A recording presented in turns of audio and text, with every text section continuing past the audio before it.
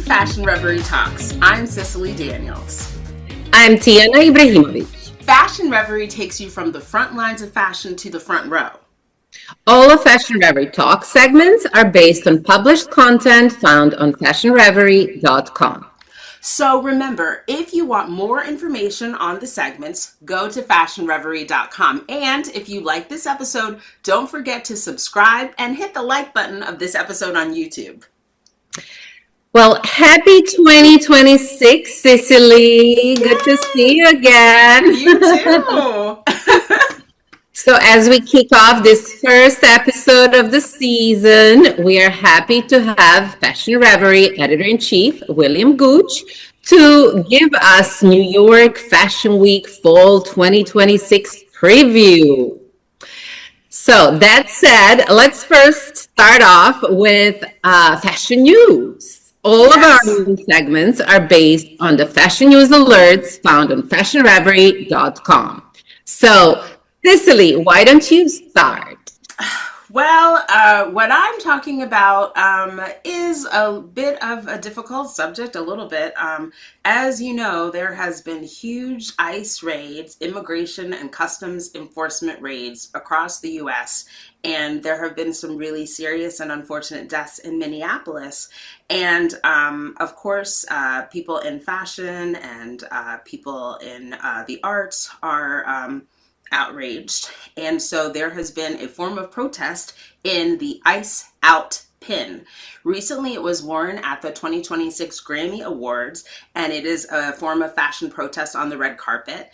And there's also another pin that has a protest pin, the Be Good pin, in honor of Renee Good, who was killed by ICE agents. And so both of these protest pins are part of a campaign backed by organizations such as the American Civil Liberties Union, the ACLU, and the organizers who are promoting the use of the pin said that we need every part of civil society to speak up. We need our artists, we need our entertainers, and we need the folks who reflect society. So, we saw a lot of those pins out there, and we also have a lot of, celebrities, models, fashion designers, people who will take to their Instagram and take to their social media to let their opinions be known. So the ICE Out pin. Never dull moment in the U.S. I'd take it a little more dull. Well, back to Capri Holdings that sold Versace to the Prada Group in December of 2025. So Versace has a new chief creative director, Peter Moulier, and he has been named to this position by Prada Group and will start his new job on July 1st this year. So he studied architecture and design in Brussels, and he earned his master's degree there. And he started his fashion career at Jill Sander. Later on, he moved on to Calvin Klein, where he was the global creative director, to Raf Simons' chief creative officer job. So we are awaiting for him to start his new position this summer. Okay. And let's see how that affects Versace. Yeah, we will find out. Our last bit of fashion news, a little more drama in the world. The U.S. Equal Employment Opportunity Commission is investigating Nike over allegations that the company's DEI, that's their Diversity, Equity, and Inclusion program, discriminated against white workers. And this investigation was revealed earlier this week. And the EEOC is saying that Nike hasn't given the information that they need. And Nike is saying they feel like this is a surprising and unusual escalation. And they feel like they have participated in good faith into the inquiry about their personnel practices, programs, and decisions. And there's a question as to whether Nike has violated the Title VII by practices of disparate treatment, and this is against white employees.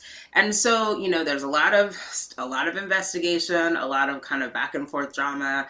The EEOC wants Nike to have a subpoena and have them produce all the information, and Nike says it shared all the information. So, according to Bloomberg that in 2020 and 2021 that they had the most noticeable increase in hiring of non-white workers among large companies, and we don't know, but it might be this shift in the racial demographics that made the EEC start this investigation. So we don't know how it's going to conclude. We do know that, for the people at Nike and I guess the people at the EEOC, they're all in the thick of it. So we'll find out what happens. I feel like Nike has had quite a few issues lately. Well, that is the conclusion of the fashion news for this week. But if you want to stay up to date on fashion and politics, you know where to go. Go to fashionreverie.com. I am excited because I get to talk to one of my favorite people. Fashion Reverie Editor-in-Chief William Gooch is here with us, and we are going to discuss the 2026 Olympians with style. Yay! Welcome, William. It's good to be here. My God, it's 2026. I cannot believe it's 2026 already. We're so happy to be here. Hello, Cicely. Hello, Tiana.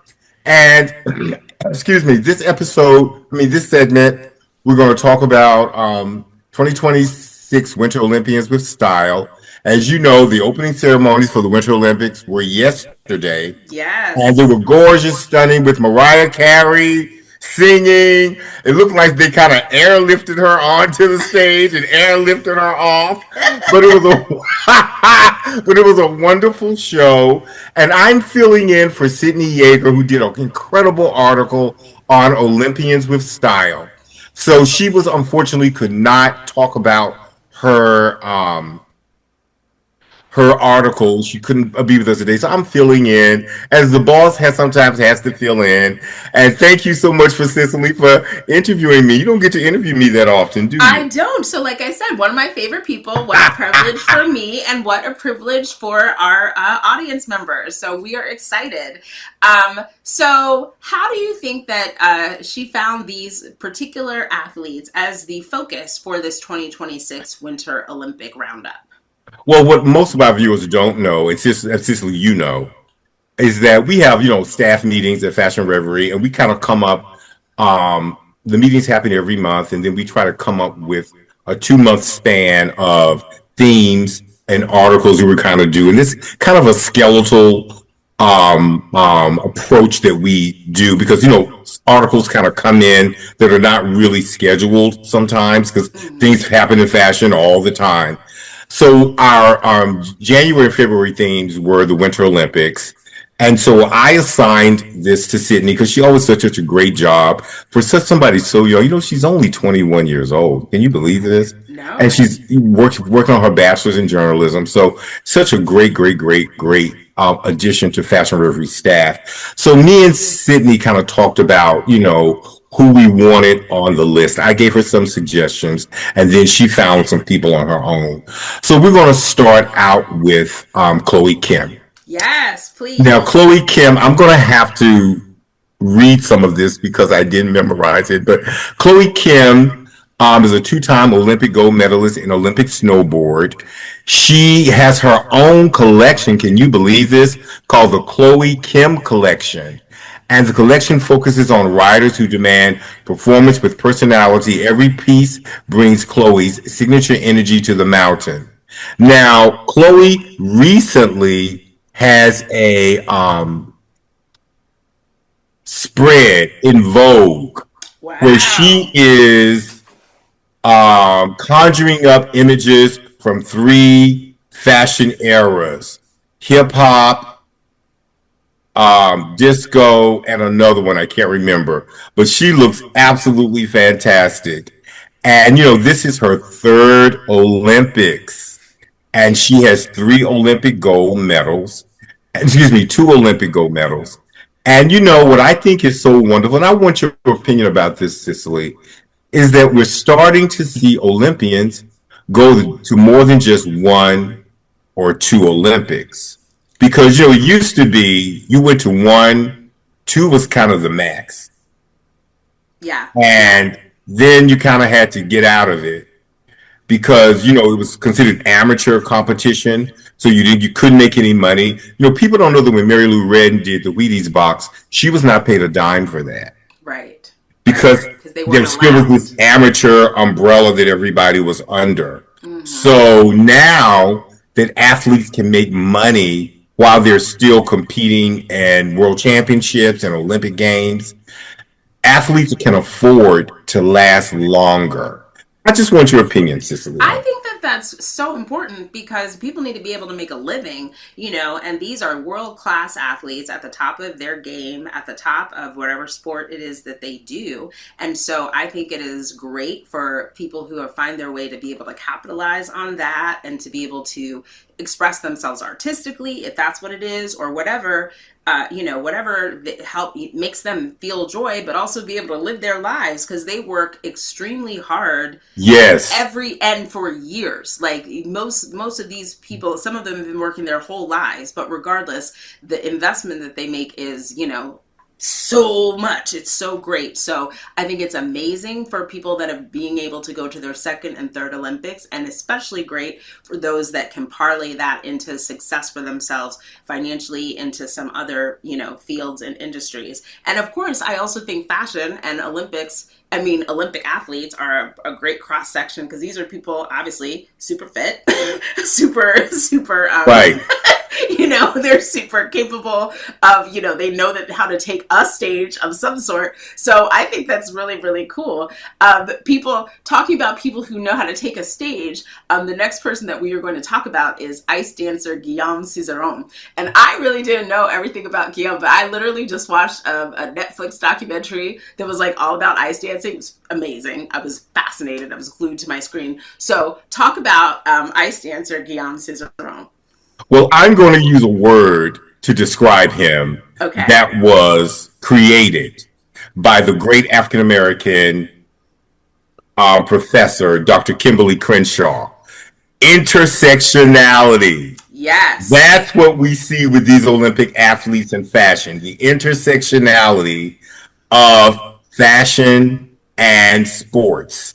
So, for those who don't know, Guillaume Cizeron, and can you believe, Cicely, I met him 2 years ago. Oh my God, such He a was star. at New York Fashion Week, Men's Day, and I looked across and saw him. I said, this man looks familiar. Who is this? And then I realized who he was. And I'm going to say this, Cicely, you can make a comment because you've been on camera. People look shorter in person than they do in front of the camera. I mean, than they do, on camera. Sure. So, he looks really tall, like 6'2". He's about 5'10", That's funny. So I go over to him and I said, hello, how are you? I said, I know you. I said, you're Guillaume Cizeron.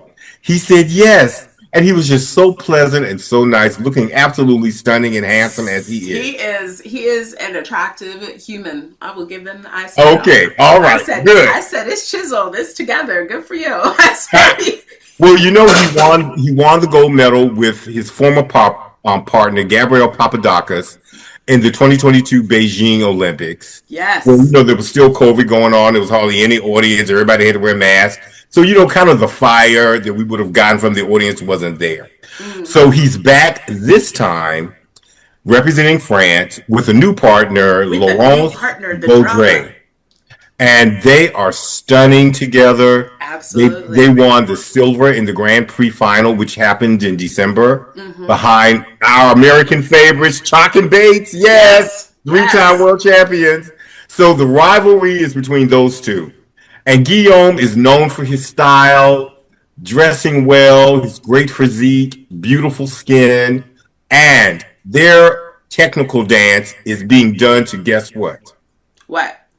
Madonna's Vogue. It's the Vogue dance. I thought that was them. That's the Vogue. And they have the costumes that kind of match. Yeah. And I saw the technical dance last night because the team competition for figure skating is going on. So that happened last night, and I watched it. It's absolutely stunning. Using Vogue and a way ice dancers would use it Yeah. for their technical program. Yeah. And they have these beautiful kind of like fashionable costumes, and he looks great as always. So of course, bravo, Guillaume. I don't want you to win. I'm voting for the USA, but if the US doesn't win, I want you to win. But we can absolutely salute your style, bringing fashion to ice dancing and your regular life. I think that is fantastic and such a flair. And again, people deciding, a lot of people probably thought that that was his last Olympics, and boom, Guillaume said, nope, don't count me out. I Oh, might be, you're right. so I think that's really cool. Okay, so last, talk about American favorite Lindsey Vonn. Okay, Lindsey Vonn is a four-time Olympian. Can you believe it? She's No, that is 41. so long. That is so much Olympics. So Right. many Who Olympic ever heard of a games. 41-year-old downhill Olympic skier? Like I Extraordinary. said before, they are expanding and extending their careers. Now, Yes. she has won four gold medals. She was the first American woman to win the gold medal in 2010 downhill. Mm. And she won three gold medals for the team as a team event. In addition to that, now she has a fashion line called V Capsule by Vaughn.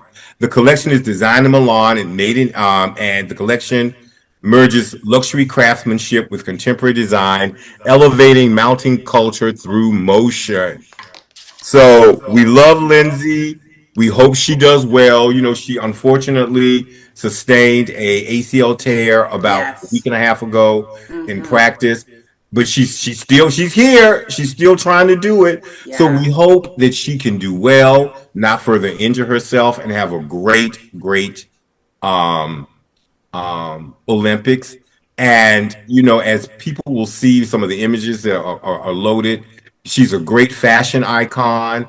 She just recently did a spread for the Mirror. I think I might be wrong about that. I may have to correct that. We'll put a little correction in the captions if I'm wrong because I can't quite remember. Remember, this was not my article, You're doing but great. we're so excited. And one last thing before we go, I have to give a shout out to Stella Jean, Wycliffe Jean's wife, who designed the Haiti opening ceremony costumes. Mm. Gorgeous, full of color. Um, Haiti only has two athletes in the Winter Olympics, but those costumes, I saw it in the opening ceremonies last night, fabulous.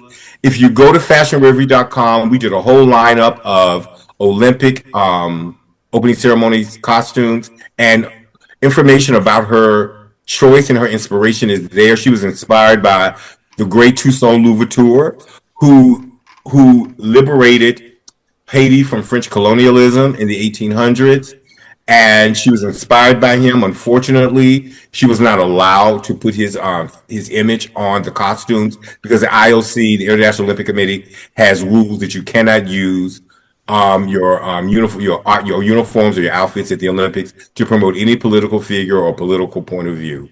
So Hmm. she had to kind of paint over it with Yeah. a red horse, which I think is still symbolic, with a crown, which is still symbolic of Toussaint Louverture, who did an incredible job of defeating Napoleon's army and liberating Haiti.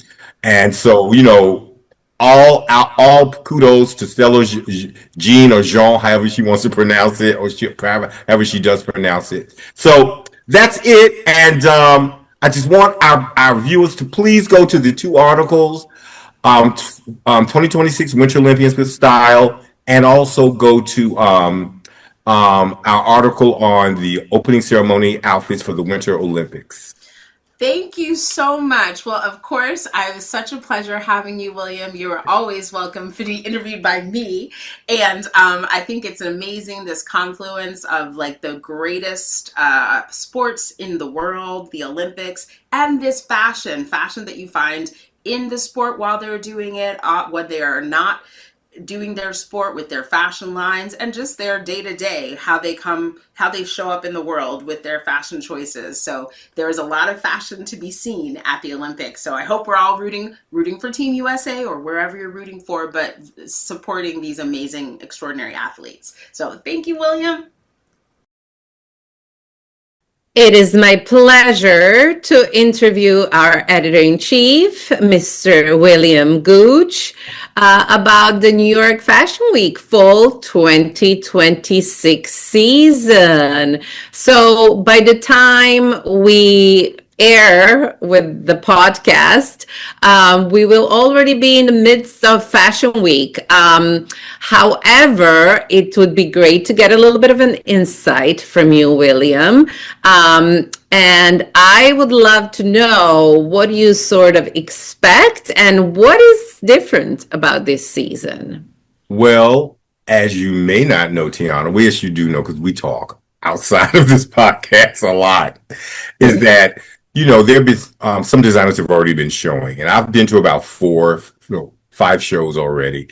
We call them the pre-shows. And for those who don't know the New York fashion landscape, is that some designers, particularly the smaller designers or emerging designers, will kind of show before Fashion Week because they want to make sure that people attend their shows and they're not competing with larger brands. So I've been to five shows already, one last night and a couple earlier in the week. And I have to say, some of the newer designers I'm quite impressed with. And I see that they are a part of something that is shifting. We're shifting away from so many influencers at the shows back to real industry professionals. And the influencers that are being invited are really more hardcore fashion influencers, not influencers who are using fashion to promote their own lives or lifestyles or their own brands. So that is a newer shift. As you remember, Tiana, about 3 seasons ago, Ralph Lauren said he didn't want any influencers attending his shows anymore. Now, I don't think he really meant that. I think he meant the influencers who, for whatever reason, get the chance to go to shows and sit in the front row and really only promote their own lives. They use fashion as an excuse to promote themselves, and they don't really do a lot for the brands. So I'm already seeing the shift. And Fashion Reverie has gotten a lot of invitations this season. We're really excited. I will be going to quite a few shows. You will be going with me, so that's even more fun to be sitting next to somebody that I can talk to during the shows. Maybe hope not talk too much. Comment to it, yes. Someone to comment with. Could comment with. Hopefully, I won't have what people call the resting bitch face while I'm sitting in the front row. So I'm excited. So, in your opinion, is New York fashion faring better than in the past few seasons? I think there's still some fundamental problems.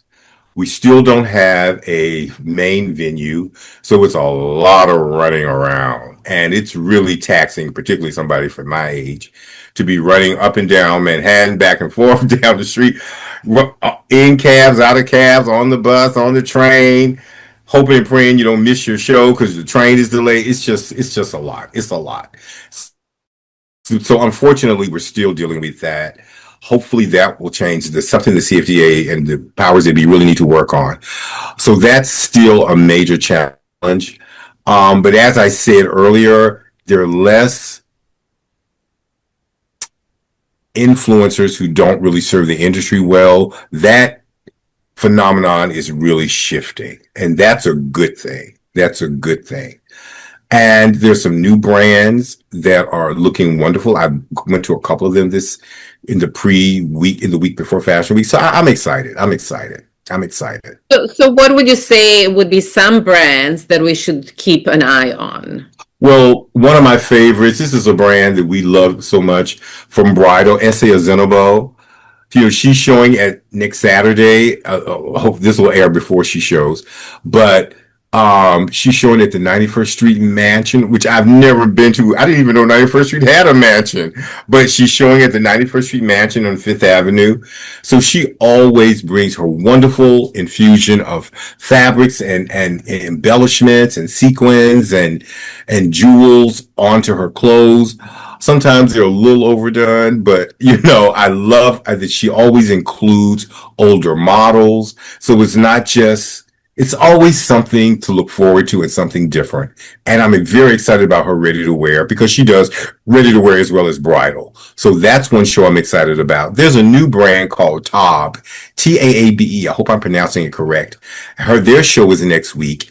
And this young designer uses bubble jacket material, almost like balloons, as fabric.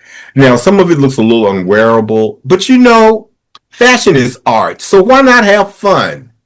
Of So course. I'm in tons of color. She has a butterfly motif. That's her signature motif. So I'm excited about her. I'm really, really excited about Pamela Rowland, who we all love. So we're going to her show as well. So it's quite a few designers I'm excited about. I went to a brand last night. Um, oh my God, his name just left my mind. Yosha Mazel, that's his name. And he does wonderful. Wonder. Huh? No wonder it took you a moment. It's Yes, not. yes, yes, yes. Yosha Mazel. And he does wonderful outerwear. And I'm really excited about him. Brand new young designer. So there's quite a lot to look forward to. Any other brands that you're excited about that you're not really familiar with at all and don't know what to expect? There's a brand called Jenny that we've been invited to. I like her. I went to her website. I like her style, but I'm not familiar with her really at all. I'm really not familiar with her. And there is another brand, Diatima. They've been around for a while, but I've never been to their show. So I'm excited about going to her show. I'm also going to Gabe Gordon. I'm excited about him. Not too familiar with his collections that much. And I am familiar with Elena Velez, but I'm going to her show as well. So, like I said before, lots to look forward to. You have a lot of shows. Yes, I do. And I'm will going to you be pass the able ones I can't make it. I'm going to pass on to you, and hopefully you can go. to- And what about like in between? Are you planning to party or go to some fancy lounges? Absolutely, absolutely. I am going to a jewelry launch on Wednesday. Mhm. And they're going to serve one of my favorite things, canapes. So it'll be canapes and champagne. So Hey. I'm looking forward to that. I'm going to a wonderful party event with Black PR. They're based out of Britain and they have a couple of shows they're showing in New York. And they've been collaborating with our style editor, Renesta Oles, a lot. And we've done some editorials using some of their brands. So I'm excited about that party. And, Fashion Reverie, we make our own party. So there you go. Good. Well, thank you so much, William, for all the insightful tips about New York Fashion Week. Have Thank fun. you. And I'll see you next week See you. at the shows. Yes. Looking forward. Well, viewers, that's it. This first episode of the season of Fashion Reverie Talks. We would like to thank Fashion Reverie Editor-in-Chief William Gooch. For information on these and other stories, go to fashionreverie.com. And don't forget to hit the like and subscribe button. Thanks for watching.